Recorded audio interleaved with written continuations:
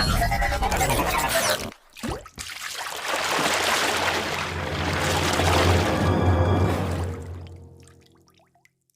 عجبكم الفيديو لا تنسوا الاشتراك بالقناة وتفعيل زر الجرس ليصلكم كل جديد.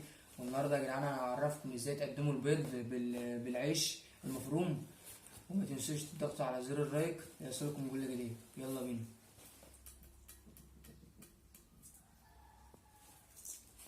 يعني احنا بنبدأ يا جدعان نقطع البيضة كده حتت صغيرة، قطع صغيرة يا جدعان، عشان ايه العصافير او الطيور الزينة اللي عندك تعرف تاكلها.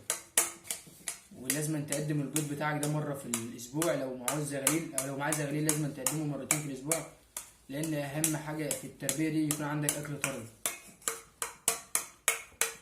وده كالسيوم ليهم. والقشر احنا ما بنرموش يا جدعان، احنا بنفرمه في الكبة ونبدأ نضيفه تاني على البيض.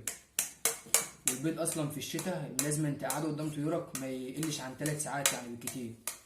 ولو انت بتقدمه في الصيف يكون مرتين، يكون ساعتين 2 بالكتير قوي، عشان البيض لما بيفسد والطيور لما بيفسد البيض بيدخلنا في امراض معويه واحنا في غنى عنها.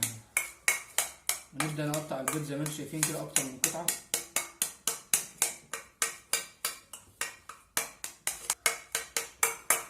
نبدا نقطعه قطع صغيره عشان الزغاليل او الطيور تقدر تاكله.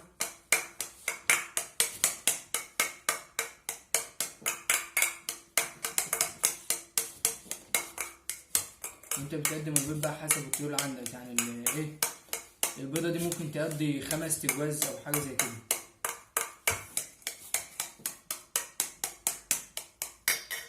زي ما انتوا شايفين يا جدعان ده عيش مطحون.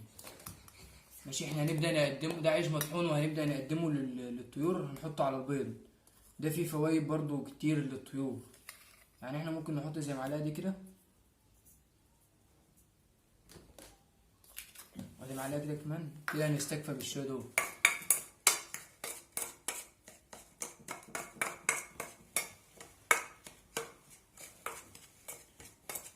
ده الشكل النهائي للطيور. وإذا عجبكم الفيديو لا تنسوا الاشتراك بالقناة وتفعيل زر الجرس ليصلكم كل جديد.